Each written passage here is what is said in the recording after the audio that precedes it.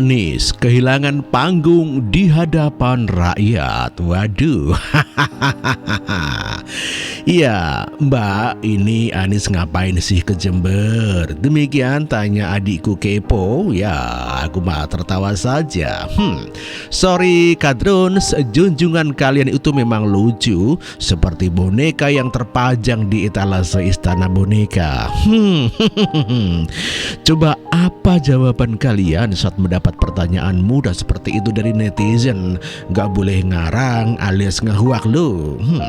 Ya baiklah, nanti kalian jawab di kolom komentar saja. Ya, karena ini arenaku, jadi aku akan memaparkan perhelatan apa yang terselenggara tatkala Anies tiba di Jember beberapa hari yang lalu. Setelah mengeksplor, Anies datang ke Jember untuk menghadiri Haul Habib Soleh Tanggul, tetapi kedatangannya cukup mencuri perhatian karena tunggangan mewahnya dan super menggilap, yakni jet pribadi yang berhasil menyilaukan mata. Ya, kupikir akan ada kegiatan pengumpulan massa, tetapi kok ya ditunggu-tunggu mah tidak ada.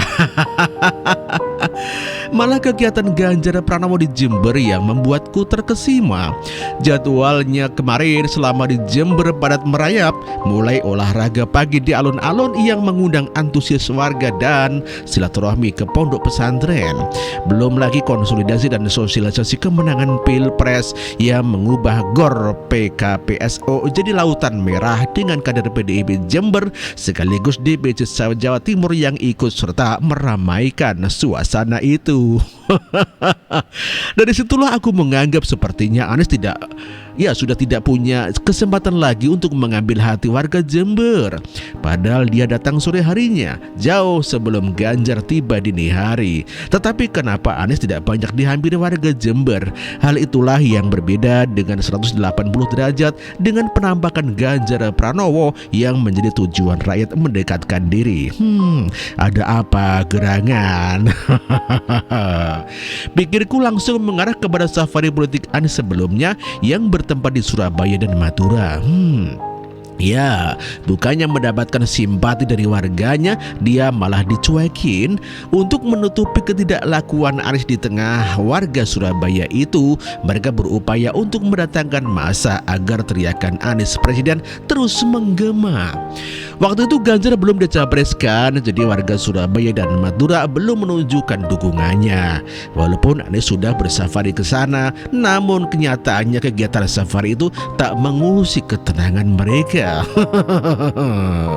Ya, tetapi saat Ganjar kemarin berkunjung ke Surabaya, suasana cerah, semangat dan dukungan untuk memenangkan Ganjar dalam kontestasi Pilpres mendatang sangat kental. Begitu pula dukungan tumpah ruah yang berdatangan dari Madura, sampai-sampai mereka membuat desa Ganjar yang menggelorakan dukungannya kepada capres PDIP itu. Aku mengambil kesimpulan Anies tidak diminati warga Jawa Timur. Walhasil harus ditarik dari Jember dan dipindahkan ke acara buatan Nasdem yang bertujuk deklarasi relawan amanat Anies.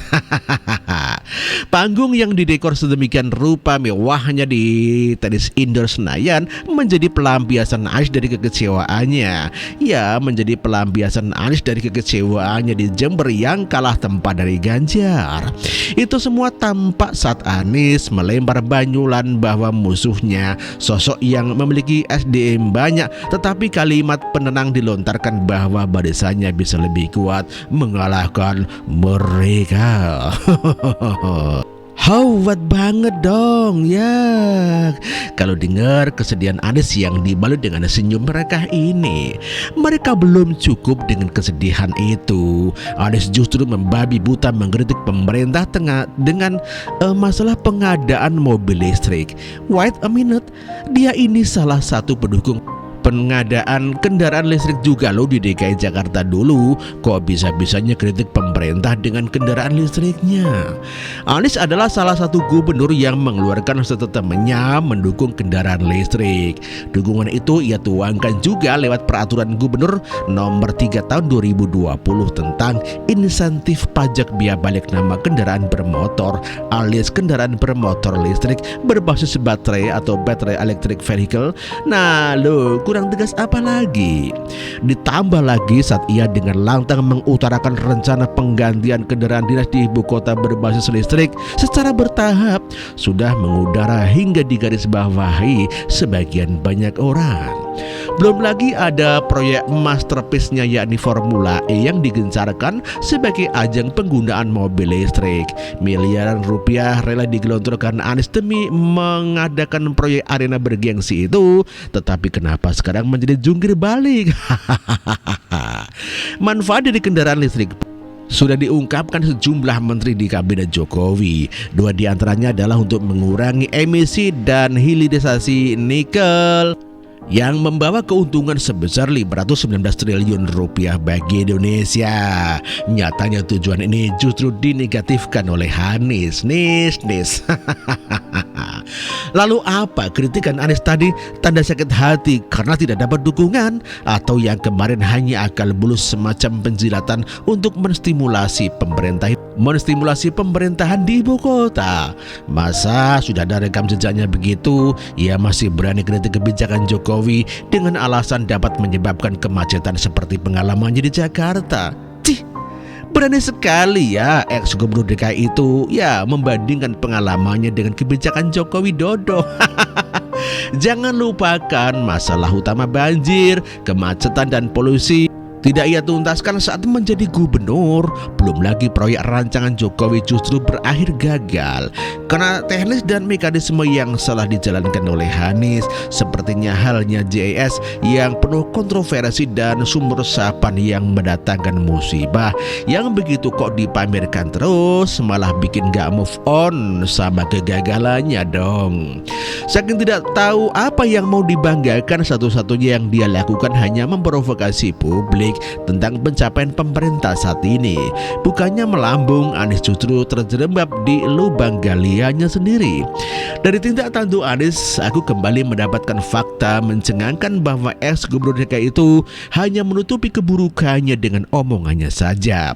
Dia tidak memperbaiki kesalahannya, tetapi malah menjatuhkan orang dengan ucapan sembarangan.